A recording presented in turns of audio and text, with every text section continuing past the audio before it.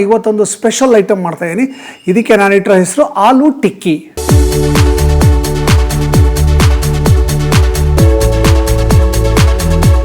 ಈ ಆಲೂ ಟಿಕ್ಕಿನ ಚಾಟ್ ರೀತಿ ಮಾಡ್ಕೋಬಹುದು.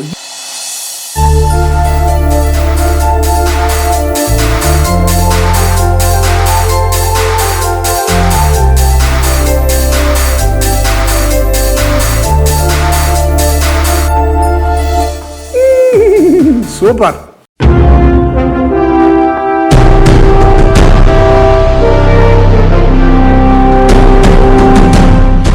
Hello. Welcome to Sweetu Kara Coffee presented by India Sweet House. ನೀವಿನ್ನೂ ನಮ್ಮ ಸಿಹಿಕೈ ಚಂದ್ರು ಚಾನಲ್ನ ಸಬ್ಸ್ಕ್ರೈಬ್ ಮಾಡಿಲ್ವಾ? ದಯವಿಟ್ಟು ಈ ಕೂಡಲೇ ಸಬ್ಸ್ಕ್ರೈಬ್ ಮಾಡಿ. ಬರೀ ನೀವು ಸಬ್ಸ್ಕ್ರೈಬ್ ಮಾಡಿದ್ರೆ ಸಾಲದು, ನಿಮ್ಮ ಸ್ನೇಹಿತರಿಗೆ ನಿಮ್ಮ ಸಂಬಂಧಿಕರಿಗೆ ಸಬ್ಸ್ಕ್ರೈಬ್ ಮಾಡೋಕ್ಕೆ ಹೇಳಿ.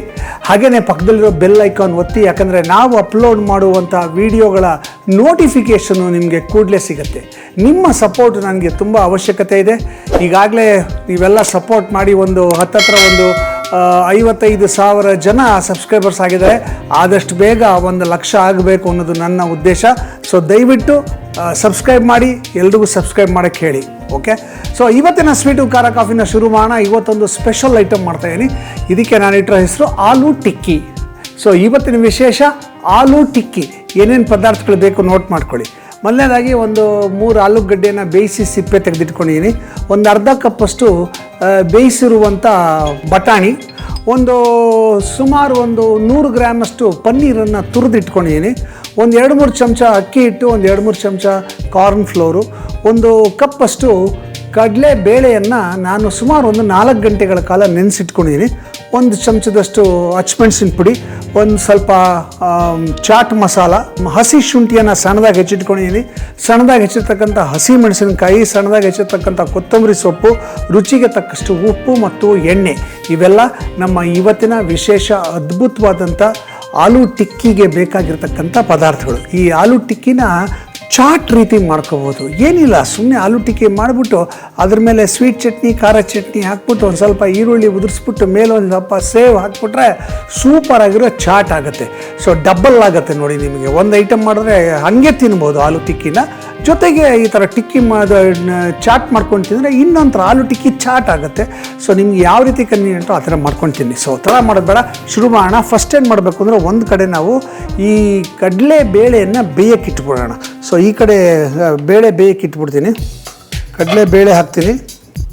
ನೆನೆಸಿರುವ ಕಡಲೆಬೇಳೆ ಸುಮಾರು 3 ಅವರ್ಸ್ ನೆನೆಸಿದ್ದೀನಿ. ಇದು ಮುಳುಗುವಷ್ಟು ನೀರು. ಓಕೆ, ಇದಕ್ಕೆ ಒಂದು ಸ್ವಲ್ಪ ಎಣ್ಣೆ ಅಥವಾ ತುಪ್ಪ ಯಾವುದಿದೆಯೋ ಅದು ಒಂಚೂರು ಸುಮ್ಮನೆ ಚೆನ್ನಾಗಿ ಬೇಯೋಕ್ಕೋಸ್ಕರ ಹಾಕೋಣ. ಇದು ಒಂದು 3 ವಿಸಿಲ್ ಕೂಗಬೇಕು. ಇದು ಚೆನ್ನಾಗೆ ಬೇಯಬೇಕು. ಇದು ಬೇಯಬೇಕಾದ್ರೆ ಇದಕ್ಕೊಂದು ಸ್ವಲ್ಪ ಉಪ್ಪು ಹಾಕ್ಬಿಡೋಣ. ಈ ಬೇಳೆ ಒಂಚೂರು ಉಪ್ಪನ್ನು ಹೀರ್ಕೋಬೇಕು. ಓಕೆ, ಈಗ ಇದು ಒಂದು 3 ವಿಸಿಲ್ ಕೂಗಬೇಕು.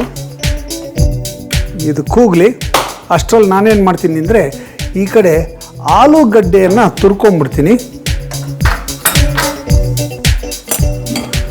ಬೇಯಿಸಿರುವ ಆಲೂಗಡ್ಡೆ ಇದನ್ನು ತುರ್ಕೊಂಡ್ಬಿಡೋಣ.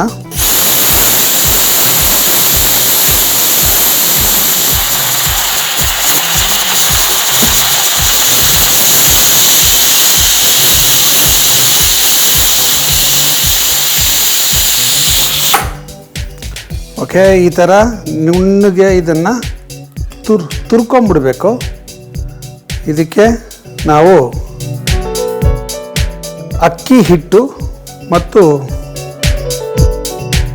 ಕಾರ್ನ್ ಫ್ಲೋರ್ ಹಾಕ್ಕೊಳ್ಳೋಣ. ಒಂದು 2-3 ಚಮಚ ಅಕ್ಕಿ ಹಿಟ್ಟು, ಒಂದು 2 ಚಮಚದಷ್ಟು ಕಾರ್ನ್ ಫ್ಲೋರು, ಇದಿಷ್ಟು ಹಾಕಿ ಇದಕ್ಕೆ ರುಚಿಗೆ ತಕ್ಕಷ್ಟು ಉಪ್ಪು.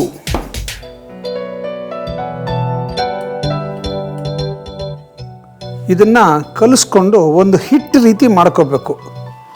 ಓಕೆ, ಈ ಥರ ಹಿಟ್ಟು ಕಲಿಸ್ಕೋಬೇಕು. ಇದಕ್ಕೆ ಒಂದು ಸ್ವಲ್ಪ ಎಣ್ಣೆ ಹಾಕ್ಬಿಟ್ಟು ಅದು ಒಣಗದೇ ಇರೋಂಗೆ ನೋಡ್ಕೋಬೇಕು. ಸೊ ಒಂದು ರೌಂಡು ನೀಟಾಗಿ ಸ್ಪ್ರೆಡ್ ಮಾಡಬೇಕು ಎಣ್ಣೆನ ಕಲಸಿ ಒಂದು ತಟ್ಟೆ ಮುಚ್ಚಿಟ್ಬಿಡೋದು. ಓಕೆ, ಈಗ ಇನ್ನೊಂದು ಬೌಲ್ಗೆ ಒಂದು ಸ್ವಲ್ಪ ಬಟಾಣಿ ಹಾಕ್ಕೊಂಡು ಈ ಬಟಾಣಿಯನ್ನು ಮ್ಯಾಶ್ ಮಾಡ್ಕೋಬೇಕು. ಈ ಥರ ಮ್ಯಾಶ್ ಮಾಡ್ಕೋಬೇಕು. ಓಕೆ, ಈ ಕುಕ್ಕರ್ ಕೂಲ್ ಆಗಿದೆ. ನಮ್ಮ ಕಡಲೆಬೇಳೆ ಚೆನ್ನಾಗಿ ಬೆಂದಿದೆ. ಇದನ್ನು ಶೋಧಿಸ್ಕೊಂಬಿಡೋಣ. ಈ ಬೆಂದಿರುವ ಕಡಲೆಬೇಳೆನ ಈ ಬಟಾಣಿಗೆ ಮಿಕ್ಸ್ ಮಾಡ್ಕೊಳ್ಳೋಣ.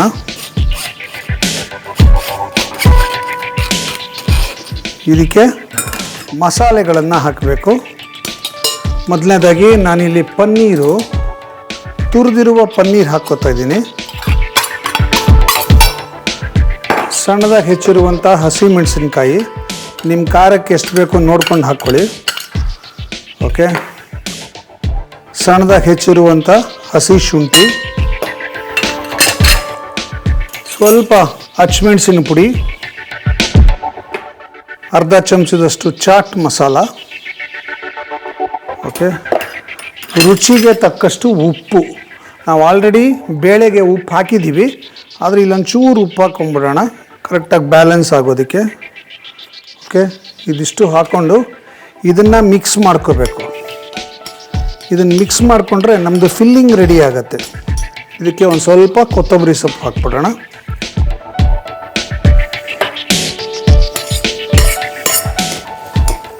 ಈ ಥರ ಫಿಲ್ಲಿಂಗ್ ರೆಡಿ ಮಾಡ್ಕೋಬೇಕು. ಈಗ ಏನು ಮಾಡಬೇಕು ಅಂದರೆ ಕೈಗೆ ಒಂದು ಸ್ವಲ್ಪ ಎಣ್ಣೆ ಸವರ್ಕೋಬೇಕು. ಎಣ್ಣೆ ಸವರ್ಕೊಂಡು ಇದು ಒಂದು ಉಂಡೆ ತಗೊಂಡು, ಓಕೆ, ಒಂದು ಕಪ್ ಮಾಡ್ಕೋಬೇಕು.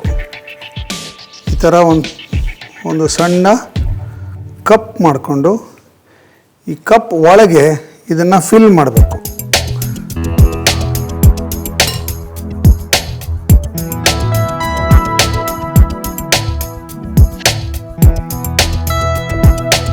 ಫಿಲ್ ಮಾಡಿ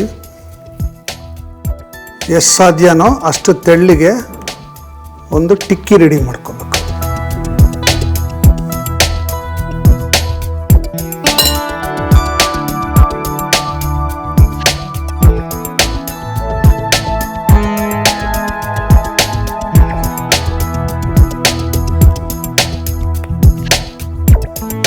ಈ ಥರ ಟಿಕ್ಕಿ ರೆಡಿ ಮಾಡ್ಕೋಬೇಕು. ಈಗ ಇದನ್ನು ಶಾಲೋ ಫ್ರೈ ಮಾಡಬೇಕು.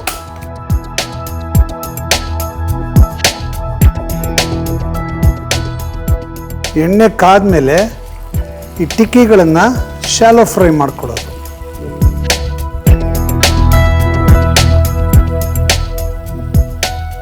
ಎರಡೂ ಕಡೆ ಗೋಲ್ಡನ್ ಬ್ರೌನ್ ಕಲರ್ ಆಗೋ ತನಕ ಇದನ್ನು ಫ್ರೈ ಮಾಡಬೇಕು. ಹಬ್ಬವೇ ಇರಲಿ, ಹರಿದಿನವೇ ಇರಲಿ, ಶುಭಾರಂಭವಿರಲಿ, ಸಮಾರಂಭವಿರಲಿ, ನಿಮ್ಮ ಮಧುರ ಕ್ಷಣಗಳ ಮಧುರವಾಗಿಸಿ.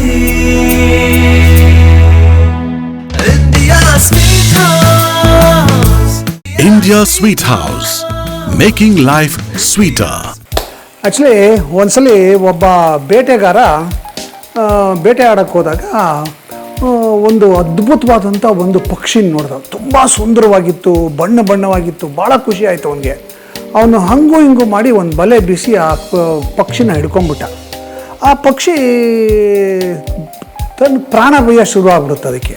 ಅದು ಹೇಳುತ್ತೆ, ನೋಡಪ್ಪ ನೀನೇನೋ ನನ್ನನ್ನು ಇದು ಮಾಡಿದೆ, ಹಿಡ್ಕೊಂಬಿಟ್ಟೆ, ನನಗೆ ವಯಸ್ಸಾಗೋಗಿದೆ, ನನಗೆ ಏನೂ ಶಕ್ತಿ ಇಲ್ಲ, ನಾನು ನಿನಗೆ ಯಾವ ರೀತಿಯಲ್ಲೂ ಉಪಯೋಗ ಆಗೋದಿಲ್ಲ. ಆದರೆ ಒಂದು ಕೇಳ್ಕೊತೀನಿ, ನೀನು ನನ್ನನ್ನು ಬಿಟ್ಟುಬಿಡು, ನಾನು ನಿನಗೆ 3 ಅದ್ಭುತವಾದಂಥ ವಿಚಾರಗಳನ್ನು ಹೇಳ್ತೀನಿ. ಆ ವಿಚಾರಗಳನ್ನು ನೀನು ಜೀವನದಲ್ಲಿ ಅಳವಡಿಸ್ಕೊಂಡ್ರೆ ನೀನು ನಿಜವಾಗ್ಲೂ ಸುಖವಾಗಿರ್ತೀಯ, ನಿನ್ನ ಬದುಕು ತುಂಬ ಚೆನ್ನಾಗಿರುತ್ತೆ ಅಂತ ಹೇಳ್ತಂತೆ. ಇವನಿಗೆ ಆಶ್ಚರ್ಯ ಆಗೋಯ್ತು. ಅರೆ, ಮಾತಾಡೋ ಪಕ್ಷಿ ಎಷ್ಟು ಚೆನ್ನಾಗಿ ಹೇಳ್ತಿದೆ ಅಂದ ತಕ್ಷಣ ಇವನಿಗೆ ಕೇಳಿದಂತೆ ಪಕ್ಷಿಗೆ, ಹೌದು, ನಾನು ನಿನ್ನನ್ನು ಬಿಟ್ಟ ತಕ್ಷಣ ನೀನು 3 ಉಪದೇಶ ಹೇಳದೇ ಇದ್ದರೆ ಏನು ನೀವು ಹಾರಾಟೋಗ್ತೀಯಾ, ನನಗೆ ಲಾಸ್ ಅಲ್ವಾ ಅಂತ. ಆಗ ಆ ಪಕ್ಷಿ ಹೇಳ್ತಂತೆ, ಒಂದು ಕೆಲಸ ಮಾಡಪ್ಪ, ನೀನು ಕೈಯಲ್ಲಿ ಇಟ್ಕೊಂಡಿದ್ಯಲ್ಲ ನನ್ನ, ಈಗಲೇ ಒಂದು ಉಪದೇಶ ಹೇಳ್ತೀನಿ, ಆ ಉಪದೇಶ ನಿನಗೆ ಉಪಯೋಗ ಆಗುತ್ತೆ, ಅದು ಒಳ್ಳೆಯದು ಅಂತ ಅನಿಸಿದ್ರೆ ಆವಾಗ ನನಗೆ ಬಿಡು, ನಾ ಇನ್ನೊಂದು ಉಪದೇಶ ಹೇಳ್ತೀನಿ, ಇನ್ನೆರಡು ಉಪದೇಶ ಹೇಳ್ತೀನಿ ಅಂತ ಹೇಳ್ತಾನೆ. ಸರಿ, ಈ ವ್ಯಕ್ತಿ ಇದ್ಕೊಂಡು ಆಯಿತು ಹೇಳು. ನೋಡು, ಜೀವನದಲ್ಲಿ ಎಷ್ಟೋ ಘಟನೆಗಳು ನಡೆದು ಹೋಗಿರೋ ಘಟನೆಗಳ ಬಗ್ಗೆ ತಲೆ ಕೆಡಿಸ್ಕೋಬಾರ್ದು. ಆಗಿದ್ದಾಗೋಯ್ತು, ಅದನ್ನು ಬಿಟ್ಬಿಡ್ಬೇಕು. ಮುಂದಕ್ಕೆ ಯೋಚನೆ ಮಾಡಬೇಕು, ಪ್ರಸ್ತುತದ ಬಗ್ಗೆ ಯೋಚನೆ ಮಾಡಬೇಕು. ಇವಾಗ ಏನು ಮಾಡ್ತೀವಿ ನಾವು, ನಾಳೆ ಏನು ಮಾಡ್ತೀವಿ ಅನ್ನೋದ್ರ ಬಗ್ಗೆ ಯೋಚನೆ ಮಾಡಬೇಕು. ನಿನ್ನೆ ಏನು ನಡೀತು ಅನ್ನೋದ್ರ ಬಗ್ಗೆ ಯೋಚನೆ ಮಾಡಬಾರ್ದು ಅಂತ ಹೇಳ್ತಾರೆ. ಈ ಬೇಟೆಗಾರಗೆ ಓಹೋ ಇದು ಒಳ್ಳೆ ಅಡ್ವೈಸ್ ಅಂತ ಅನ್ನಿಸ್ತು, ಬಿಟ್ಟುಬಿಟ್ಟ. ಆಯ್ತಮ್ಮ ನೀನು ಹಾರ್ಕೊ ಅಂತ ಬಿಟ್ಟ. ಅದು ಮೇಲ್ಗಡೆ ಹೋಗಿ ಒಂದು ಮರದ ಕೊಂಬೆ ಮೇಲೆ ಕೂತ್ಕೊಂಡ್ಬಿಟ್ಟು, ಈಗ ನಾನು ನಿನಗೆ 2ನೇ ಅಡ್ವೈಸ್ ಕೊಡ್ತೀನಿ ಕೇಳು. ಏನಪ್ಪ 2ನೇ ಅಡ್ವೈಸು? 2ನೇ ಅಡ್ವೈಸ್ ಏನು ಅಂದರೆ, ಯಾವಾಗಲೂ ಅಷ್ಟೇ, ನೀನು ಜೀವನದಲ್ಲಿ ಯಾವುದೋ ವಿಚಿತ್ರವಾದ ವಿಚಾರಗಳನ್ನೆಲ್ಲ ನಂಬಕ್ಕೆ ಹೋಗಬೇಡ, ಅಸತ್ಯವಾದದ್ದನ್ನು ನಂಬಕ್ಕೆ ಹೋಗಬೇಡ. ನಿನಗೆ ತರ್ಕ ಮಾಡೋ ಕೆಪಾಸಿಟಿ ಇರಬೇಕು. ಇದು ನಿಜಾನ ಇದು ಸುಳ್ಳ ಅಂತ ತರ್ಕ ಮಾಡೋ ಕೆಪಾಸಿಟಿ ಇರಬೇಕು.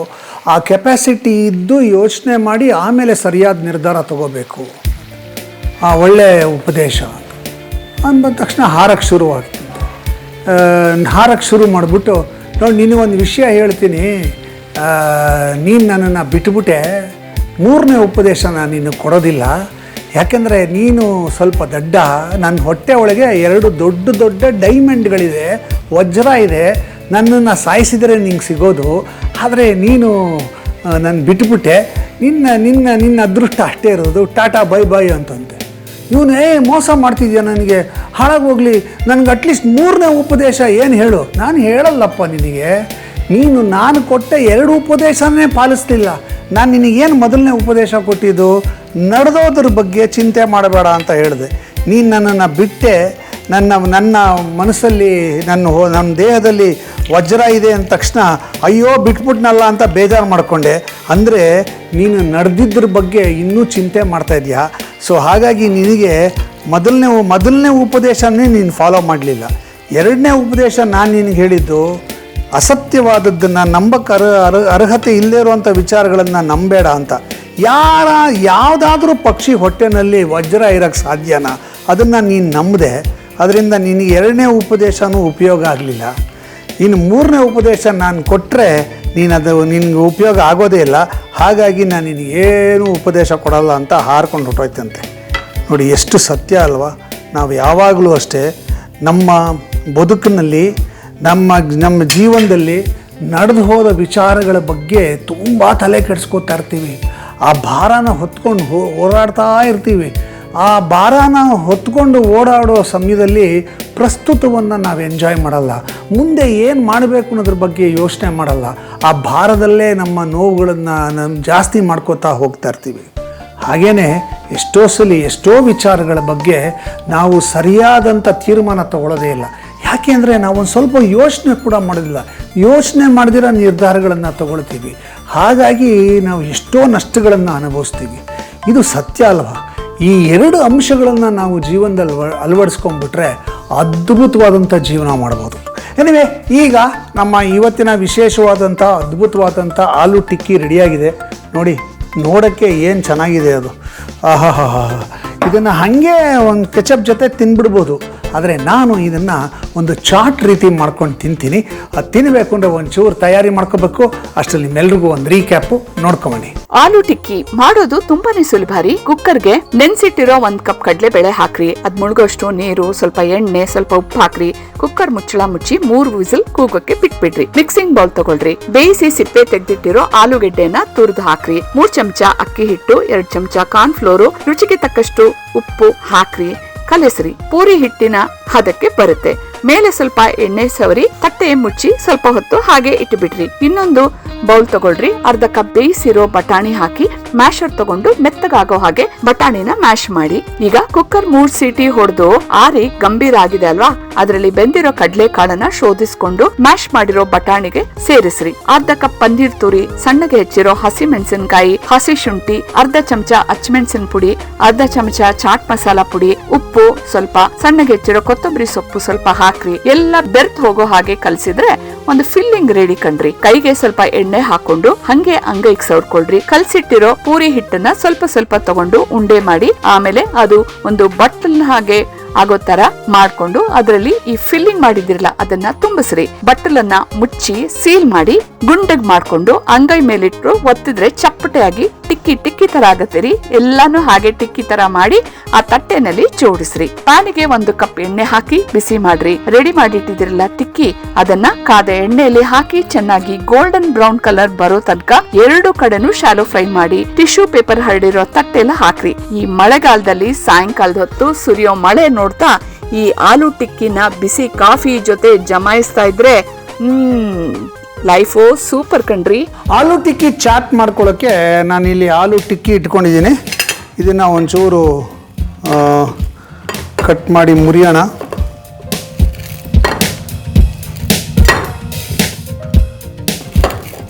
ಓಕೆ, ಈ ಥರ ಮುರ್ಕೊಳ್ಳೋದು. ಇದ್ರ ಮೇಲೆ ಸ್ವೀಟ್ ಚಟ್ನಿ ಒಂದು ಸ್ವಲ್ಪ, ಇದು ಆಪ್ಷನಲ್ಲು, ಬೇಕಾದ್ರೆ ಸ್ವೀಟ್ ಚಟ್ನಿ ಹಾಕೋಬೋದು, ಇದ್ರಲ್ಲಿ ಬಿಡ್ಬೋದು. ಖಾರ ಚಟ್ನಿ ಒಂದು ಸ್ವಲ್ಪ, ಓಕೆ, ಒಂದು ಸ್ವಲ್ಪ ಕ್ಯಾರೆಟ್ ತುರಿ, ಒಂದು ಸ್ವಲ್ಪ ಈರುಳ್ಳಿ,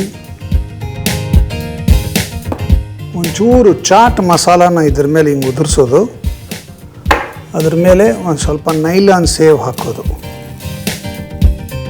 ಹಾಕಿ ಇದನ್ನು ಟೇಸ್ಟ್ ಮಾಡೋದು. ಘಮ್ ಅಂತ ಇದೆ. ಇದಕ್ಕಿನ್ನ ನೀವು ರಗಡ ಗಿಗಡ ಎಲ್ಲ ಮಾಡ್ಕೊಂಡು ತಿಂದರೆ ಇನ್ನೂ ಚೆನ್ನಾಗಿರುತ್ತೆ.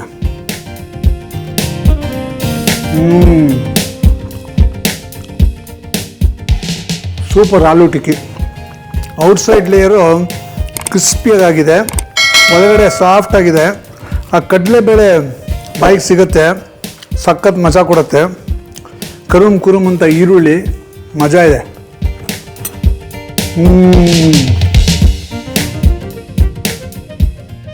ಅದ್ಭುತ. ನೀವಿನ್ನೂ ನಮ್ಮ ಸಿಹಿ ಕೈ ಚಂದ್ರು ಚಾನಲ್ನ ಸಬ್ಸ್ಕ್ರೈಬ್ ಮಾಡಿಲ್ವಾ? ದಯವಿಟ್ಟು ಈ ಕೂಡಲೇ ಸಬ್ಸ್ಕ್ರೈಬ್ ಮಾಡಿ ಮತ್ತು ಬೆಲ್ಲೈಕನ್ ಒತ್ತಿ. ನಿಮಗೆ ಇವತ್ತಿನ ವಿಡಿಯೋ ಇಷ್ಟ ಆಗಿದರೆ ಒಂದು ಲೈಕ್ ಬಟನ್ ಒತ್ತಿ. ನಿಮ್ಮ ಅಭಿಪ್ರಾಯವನ್ನು ಕಮೆಂಟಲ್ಲಿ ತಿಳಿಸಿ. ನಾನು ನಿಮ್ಮ ಜೊತೆ ಇಂಟ್ರ್ಯಾಕ್ಟ್ ಮಾಡೋಕ್ಕೆ ಭಾಳ ಖುಷಿ ಪಡ್ತೀನಿ. ಅದ್ಭುತವಾದ ಆಲೂ ಚಾಟ್ ಮಾಡೋದು ಹೇಗೆ ಅಂತ ತೋರಿಸ್ಕೊಟ್ಟಿದ್ದೀನಿ. ಮನೆಯಲ್ಲಿ ಪ್ರಯೋಗ ಮಾಡಿ ಎಲ್ರಿಗೂ ಕೊಡಿ. ಎಲ್ಲರೂ ಆನಂದವಾಗಿ ತಿನ್ನಿ. ಒಟ್ಟಿನಲ್ಲಿ ಇದು ಮಾತ್ರ ಸೂಪರ್.